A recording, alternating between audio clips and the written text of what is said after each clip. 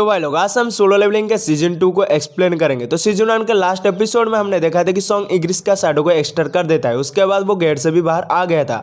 तो इस चैप्टर में हम देखते हैं कि वो अपने घर में सो रहा होता है, तभी जिना का कॉल आता है। जिना कहती है क्या तुम अभी भी सो रहे हो? सॉन्ग कहता है हाँ मैं थोड़ा सा थक गया था। क्यों, अभी टाइम क्या है? तभी जिना कहती है अभी 2 बज गए। ये सुन के सॉन्ग अपने बेड से उठ जाता है। तभी जिना कहती है आज पता है ना पेरेंट्स टीचर मीटिंग है। सॉन्ग कहता है कितने बजे? जिना कहती है 5 बजे। जिनू कहता है तुम टेंशन मत लो, मैं वहाँ पर पहुँच जाऊँगा। जिना कहती है तुमको आना तो है, पर तुम जब आओगे तो मेरे को एक कॉल कर देना। जिनू जिना के होमरूम टीचर से मिला था, वो अपने कपड़े को देखते हैं तो वो समझ जाता है कि उसको एक अच्छे कपड़े पहनकर जाना होगा। उसके बाद जिनू का थोड़ा सा बैंक पे काम होता है, तो जिनू सीधा बैंक पे आ जाता है। तो बैंक का एम्प्लॉय कहता है जिनू से मैं आपका क्या हेल्प कर सकूँ सर? जिनू कहता है मेरे को अपना डेबिट कार्ड और अकाउंट अपडेट करना है। तो वो एम्प्लॉय अपडेट करती है और वो एम्प्लॉय सॉन्ग का बैलेंस देख के पूरी शॉक हो जाता है और जिनू से ये पूछती है तुम काम क्या करते हो? जिनू बोलता है मैं एक हंटर हूँ। बैंक का एम्प्लॉय काम से सुनी थी कि जो हंटर होते हैं वो बहुत अच्छा खासा अर्न करती है। तब वो सोचती है जिनू कोई हाई रैंक का हंटर होगा और वो अपने बैंक के ऑफर में इन्वेस्ट करने के लिए जिनू से कहती है, पर जिनू अपना मना कर देता है। उसके बाद जिनू अपने जिना के स्कूल पे आ जाता है। जिनू को देखकर जिना अजीब सी शक्ल बना देती है और कहती है तुम कौन हो और रियल वाला जिनू कहाँ पर है? जिनू कहता है क्या मैं इसमें अच्छा नहीं लग रहा है? जिना कहती है मेरे को कोई आइडिया नहीं है, कोई इतना कैसे चेंज हो सकता है? जिनू कहता है मैं तुम्हारे होमरूम टीचर से मिला था, क्या मेरे को ये कपड़े नहीं पहनकर सूट पे आना चाहिए था? फिर जिना जिनू को अपने होमरूम टीचर से मिलाने के लिए ले जाती है और रास्ते में सारे लड़कियां बस जिनू को देख रहे होते हैं। जिना कहते हैं तुम तो बहुत ज्यादा पॉपुलर हो और तुम्हारा कोई गर्लफ्रेंड भी नहीं है, क्या यहाँ पर मैं किसी के साथ तुम्हारी सेटिंग कर लूं? जिनू जिना के गाल पकड़कर खींच लेता है और उसको अपने मुंह खोलने से मना करता है।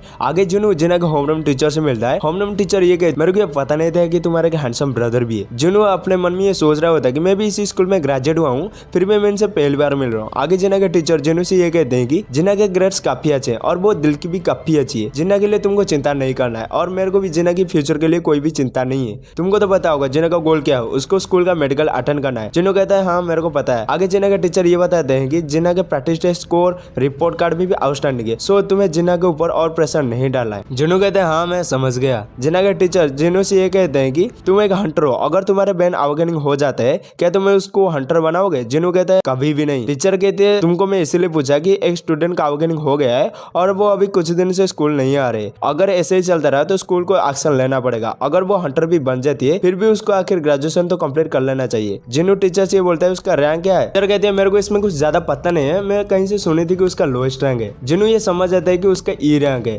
जिनू पहले से एक ई रैंक हंटर है तो ये वो समझ जाता है कि उसको मरने में ज्यादा टाइम नहीं लगेगा। टीचर जिनू को ये कह दिए कि क्या तुम जिना के फ्रेंड से ये कहोगे कि वो आखिर ग्रेजुएशन कंप्लीट कर ले? जिनू कहता है क्या वो जिना का फ्रेंड है? टीचर कहती है हाँ उसका नाम सॉन्गी हुई है। इसके बाद जिनू एक घर के नीचे खड़ा होता है और वहाँ से एक लड़की आ रही होती है, वो और कोई नहीं वो सॉन्गी होती है। सॉन्गी ये कहती है क्या तुम वही हो जिसको टीचर ने मेरे से बात करने के लिए भेजा है? जिनू सॉन्गी को उसकी और जिना की फोटो दिखाता है और ये पूछता है कि क्या तुम इस लड़की का फ्रेंड हो? सॉन्गी कहते हैं हाँ ये तो जिना है, क्या आप उसके बड़े भाई हो? मैं आपसे हॉस्पिटल में मिलने आई थी जब आप एडमिट थे। हाँ मेरे को अभी समझ आ रहा है कि आप होमरूम टीचर को कैसे जानते हो, क्योंकि आप जिना के बड़े भाई हो। जिनू कहते हैं हाँ हमारा कोई ज्यादा जान पहचान नहीं है। सॉन्गी कहती है मेरे को पता नहीं टीचर ने तुमको क्या बोला है, पर मैं उस स्कूल में जाना नहीं चाहती। जिनू कहता है तुम्हारा रैंक क्या है? ई रैंक है ना। उसके बाद जिनू थोड़ा सा उसको डंजन्स के बारे में बताता है कि रेगुलर अटैक मैजिक बीट्स पर काम नहीं करते, तुमको एक वेपन चाहिए और ये काफी नहीं है, तुमको बार बार हथियार खरीदना पड़ेगा, इसीलिए ई रैंक हंटर को ज्यादा प्रॉफिट नहीं होता।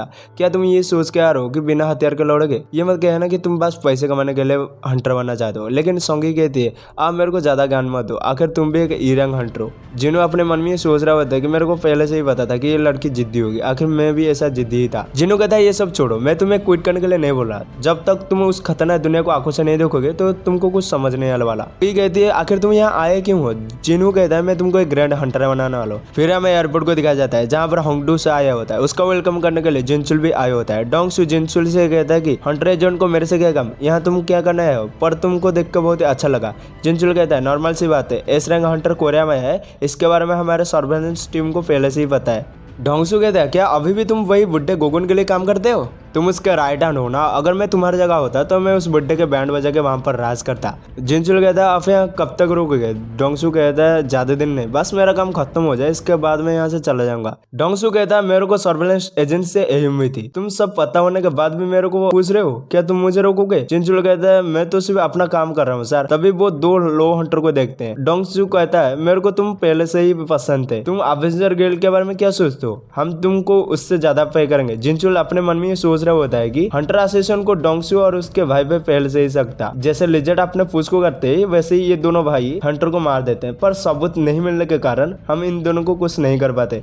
इसके बाद हमको जिनू और सोंगी को दिखाया जाता है। जिनू सोंगी को अपने साथ व्हाइट टाइगर गिल्ड के ट्रेनिंग ग्राउंड पे लेकर आया होता है, जो कि न्यू हंटर के लिए ही बना होता है। उसका इंतजार जिनू के रिक्वेस्टेड मिस्टर आर्म, जो कि व्हाइट टाइगर गिल्ड के सेकंड डिवीजन के चीफ थे, पहले ये सबको इंट्रोड्यूस करते हैं। मिस्टर आर्म को ईरंग हंटर सिंह से कुछ ज्यादा एक्सपेक्टेशन नहीं था, तभी उनको याद आता है कि जिनू जो कि ईरंग का हंटर था, तो इसके बाद वो कंक्लूजन पे नहीं आता। उसे लगता है कि जिनू व्हाइट टाइगर गिल्ड में इंटरेस्टेड है। मिस्टर आर्म कहता है कि इस जगह पर बहुत ज्यादा गेट ओपन होता है, पर यहाँ पर कुछ ज्यादा लोग नहीं आते। आज एक सीरा गेट ओपन हुआ है जो कि इसके लिए बेस्ट है। तभी वहां पर फुल आर्मर में एक बंदा आता है और कहता है अभी बात करना छोड़ो, 9 बज चुके हैं, अभी अंदर चलो। जिनू मिस्टर आर्म से पूछता है ये कौन है। मिस्टर आर्म कहते हैं ये एक न्यू हंटर है जो कि ए रैंक है, हमने आपके बारे में उसे बताया था, तो इससे बहुत ज़्यादा नाराज है। उसे लगता है हम अंदर ट्रिप करने जा रहे हैं और उसका नाम किम चूल है। आज का जो स्ट्राइक होने वाला है वो स्ट्राइक को वही लीड करने वाला है। मिस्टर संग जिनू से ये कहते हैं कि आज का जो स्ट्राइक होने वाला है उसमें एक ए रैंक, 7 बी रैंक और 4 सी रैंक हंटर जाने वाले हैं। टोटल 12 लोग इस स्ट्राइक पे जाने वाले हैं। मेरे को पता है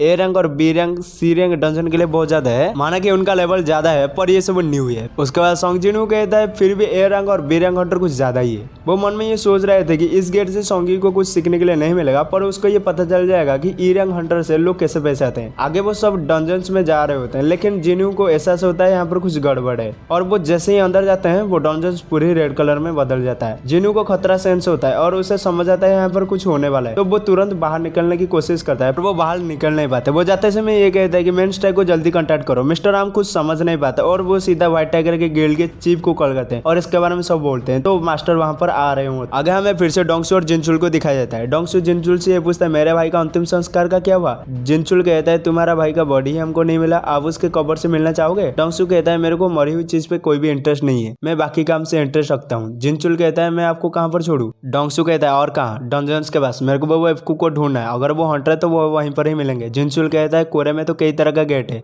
आप उनको कहाँ पर ढूंढोगे। तभी डोंगसू अपने मोबाइल में देखता है और उस पर एक मैसेज आया होता है कि जिनू अभी किस डंजन्स में गया है। डोंगसू जिनचुल से कहता है कि डंजन्स के बाहर कुछ और अंदर कुछ दिखाई देता है। पता है ना मैं किसकी बात कर रहा हूँ, मैं उसको डंजन्स के अंदर मारूं या बाहर, ये मेरी चॉइस है, तुम बस अपनी काम करो। जिनचुल कहता है मैं समझ गया सर। इसके बाद हमें जिनू और बाकी हंटर को दिखाया जाता है जो कुछ अलग डायमेंशन पर आगे होते हैं, जहाँ पर बर्फ पड़ा होता है और उनको कुछ समझ नहीं आ रहा होता कि वो अभी कहाँ पर है। जिनू को यहाँ पर कुछ गड़बड़ नहीं लगता। तभी सोंगी जिनू से आके ये कहती यहाँ पर कुछ गलत हुआ है नहीं। तभी उसके ऊपर एक बर्फ का तीर अटैक होता है। जिनू उसे आसानी से पकड़ लेता है और उसे तोड़ देता है, लेकिन दूसरे मेंबर के ऊपर तीर लग और इनको समझ आ जाता है कि उनके ऊपर एक आइस स्लेव्स का अटैक हुआ है। जिनू स्लेव्स के प्रेजेंस को इसीलिए सेंस नहीं कर पाया था कि हम बहुत ज्यादा दूर थे। इनको भी इस वाले मॉन्स्टर से पहली बार पाला पड़ा है। वो उन्हें आइस स्लेव्स कहते हैं, जो उनके साथ पहले से लड़ चुके हैं वो इन्हें आइस लेयर कहते हैं। ये छुप के अपने दुश्मन पर बात करते हैं। फिर हमें बैकिनो को दिखाया जाता है जो कि डंजन्स के अंदर जाने की कोशिश करता है, पर वो जा नहीं पाता। इनो मिस्टर आर्म से पूछता है ये तो सी रैंक का गेट होना चाहिए था ना। मिस्टर आर्म कहता है हाँ ये सी रैंक का गेट ही है।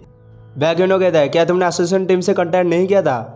आम कहते हैं हमने कांटेक्ट किया था, वो भी बार बार सी रैंक ही कह रहे थे। फिर हमें पता चलता है कि जो रेड कलर का डंजन्स होते हैं वो सिर्फ हाई रैंक डंजन्स में दिखाई देते हैं। बैकिनो को यकीन हो जाता है कि ये डंजन्स बी रैंक है, इससे ऊपर का है। आम कहता है हम इसे फिर से मानोमीटर से मेजर कर लेते हैं। इनो कहता है कि ये गेट अभी रेड का बन चुका है, तो ये अभी मानोमीटर मेजर नहीं हो पाएगा। मेरे को ये बताओ इसके अंदर कितना हाई रैंक का हंटर गए हैं। आम कहता है इसके अंदर के ए रैंक हंटर गया है जो कि इस टीम को लीड भी कर रहा है, जिसका नाम है किम चूल, और इसके अंदर 7 बी रैंक हंटर भी गए हैं। इनो कहता है कि सिर्फ एक ही ए रैंक हंटर और 7 बी रैंक हंटर गए हैं, और अपने मन में ये सोच रहा है कि ये गेट ए रैंक या बी रैंक का होगा। अगर ये एस रैंक का होता है तो इसमें सारी कंट्री खतरे में आ जाएगी। आगे वो ये बोलता है कि अगर ये बी रैंक का डंजन है तो इसके लिए मिनिमम 3 ए रैंक हंटर चाहिए। अगर ये ए रैंक का डंजन है तो इसके लिए एक एस रैंक हंटर चाहिए, इधर 10 ए रैंक का हंटर चाहिए। उसका मतलब अगर ये गेट ए रैंक का या उससे ज्यादा का होता है तो वापस आने का कोई भी चांस नहीं है। किस्मत अच्छा होगा तो ए रैंक और बी रैंक हंटर वापस आ जाएंगे। आम कहता है और एक पर्सन भी अंदर गया है जिसके ऊपर मेरे को कुछ दिन से नजर है। इनो कहता है तुम किसके ऊपर नजर रख रहे हो, उसका रैंक क्या है, ए या बी। क्या ये एक एस रैंक हंटर है जो कि हमारे न्यू हंटर के साथ अंदर गया है। आम कहता है नहीं सर ये एक ई रैंक का हंटर है। फिर हमें डंजन्स का सीन दिखाया जाता है जहाँ पर जिनू ये समझ जाते हैं कि जो स्लेव्स होते हैं वो पहले कमजोर के ऊपर वार करते हैं। जिनू सोचता है कि अगर मैं इसमें 2 महीने पहले आ जाता तो ये अटैक मेरे को भी लगता। आगे वो ये कहता है कि अभी तो तुमको मैं हाथ से मारूंगा। किमचुल ये कहता है कि शायद तुमने नोटिस नहीं किया है, अभी हम रेड गेट के अंदर आ चुके हैं। अभी ये गेट के अंदर कोई भी नहीं आ सकता। ये गेट तभी ओपन होगा जब हम लोग मर जाएंगे या हम सबको मार देंगे। सोंगी पूछता है मिस्टर ये रेड गेट क्या है? जिनू कहते हैं ये एक स्पेशल तरह का गेट है जो कि अनदर डायमेंशन में है। जो इस गेट के अंदर आ जाता है उसका कंटेंट बाहर दुनिया से कट हो जाता है। इससे अभी हम बाहर नहीं जा सकते जब तक ये डंजन्स ब्रेक नहीं हो जाता। सीधे बताओ तो इस डंजन्स के अंदर हम फंस चुके हैं। तो आज का वीडियो वहीं तक है और वीडियो में हम जरूर आएंगे।